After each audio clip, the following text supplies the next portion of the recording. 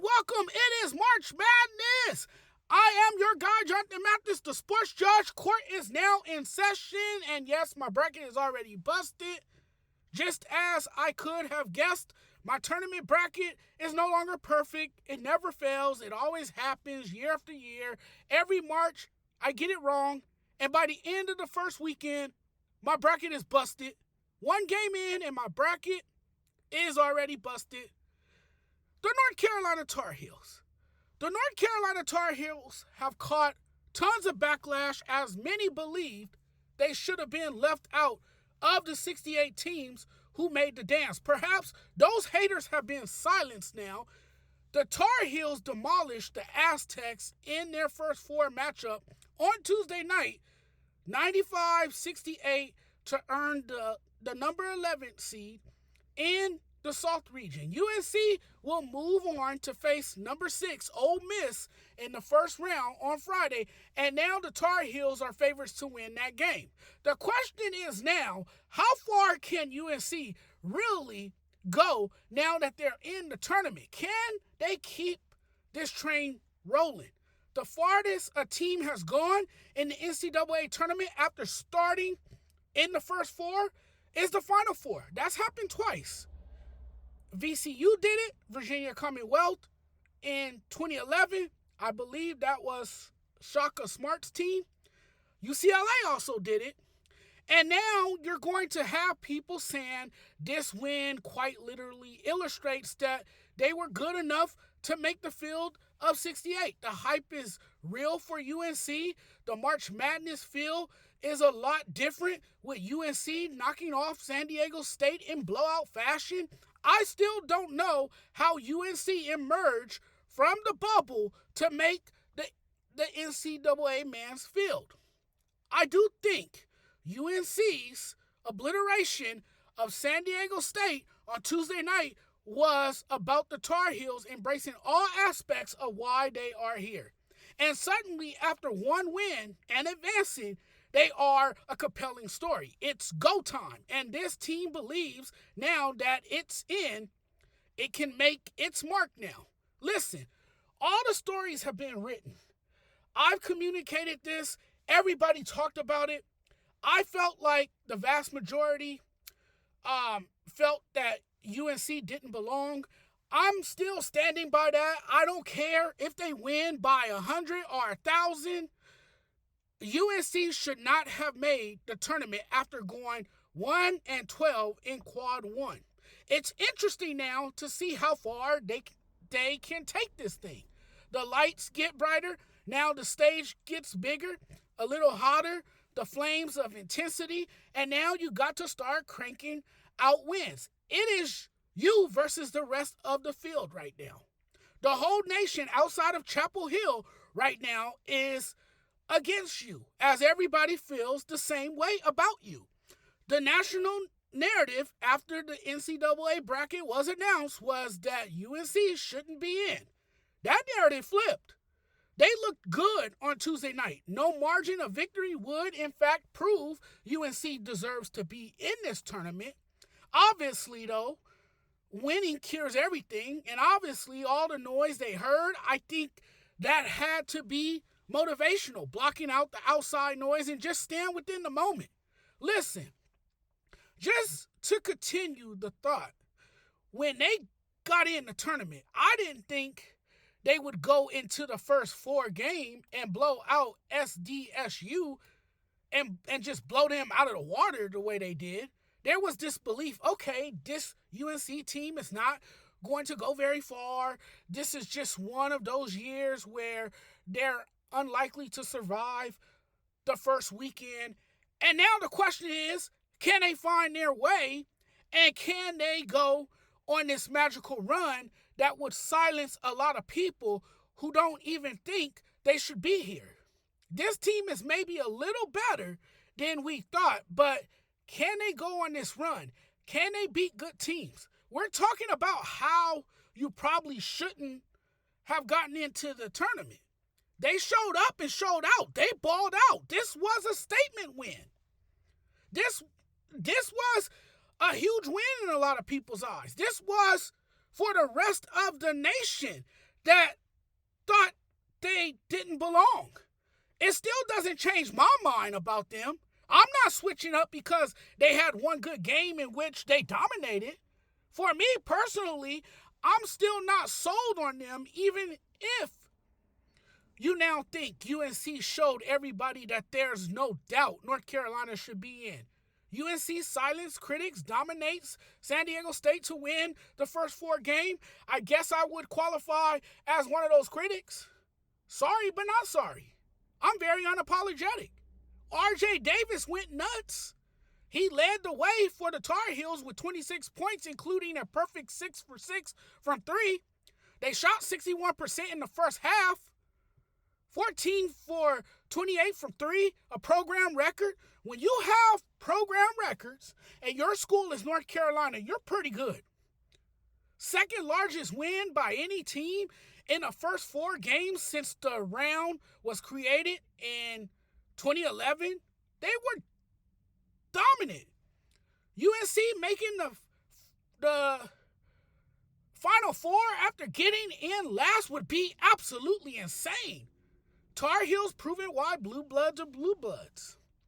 And I still believe they got in because they're a brand name school. They're an ACC school. You can't have a tournament without North Carolina, folks. You got to pencil them in somewhere. You got to make it happen for North Carolina because North Carolina is one of those prominent schools that cannot miss the tournament. That is unacceptable if they miss the field of 68. So they got in, and now everyone is going, oh my God, this team can actually make a run. If they keep winning, what are we going to say? What if they keep having these I told you so moments throughout the tournament? Then what are we going to say about the North Carolina Tar Heels? Are we going to be singing a different tune about this team? Are we finally going to have a sense of belief that they can advance to the Elite Eight, to the Final Four? Because they definitely looked like a Final Four team on Tuesday night. Now, I'm not saying they're winning the whole thing because I'm not going to change up now. I'm not going to say they're going to win the whole thing. But what we saw Tuesday night, that was encouraging for them, right? And they're going in with this attitude that it's them against the world. Nobody believes in them. Nobody wants them to win anything. So it's a motivational factor, right? Right? There's a reason to believe in themselves even more, right? There's this sense of adrenaline going through their bodies right now. They're just fired up. And you saw RJ Davis, man, he took his game to a whole nother level on Tuesday night. I mean, my dude was making everything out there. But I'm still not confident enough to say North Carolina's going to win it all. I'm not confident enough to say that they'll dance to the Sweet 16. I think the win against San Diego State, yeah, that's nice and everything. And, do they get past Ole Miss? I mean, we'll see tomorrow. They're now favorites to beat Ole Miss, believe it or not.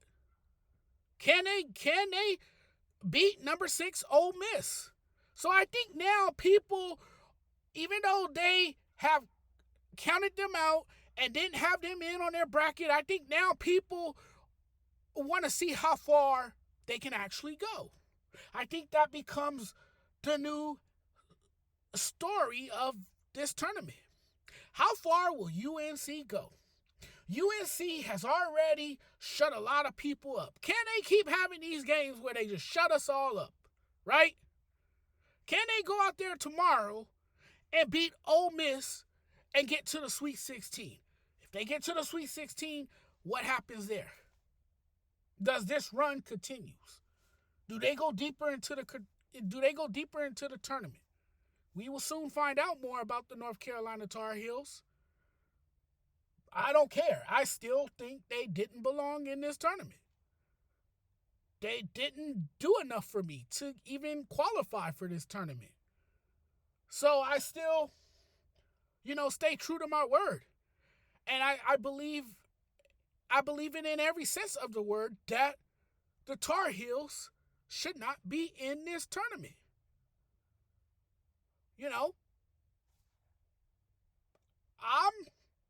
I'm not big on the North Carolina Tar Heels. I'm not. And I think they'll get bounced. If not this weekend in the Sweet 16.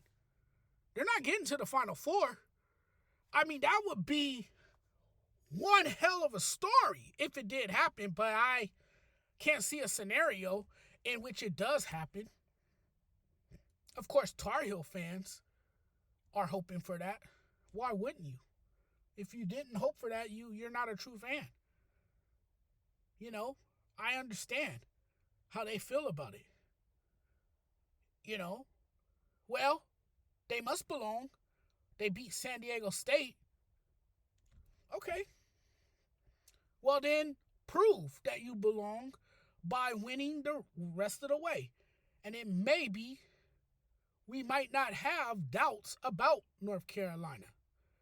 But it's hard to root for a team that didn't do enough to even qualify.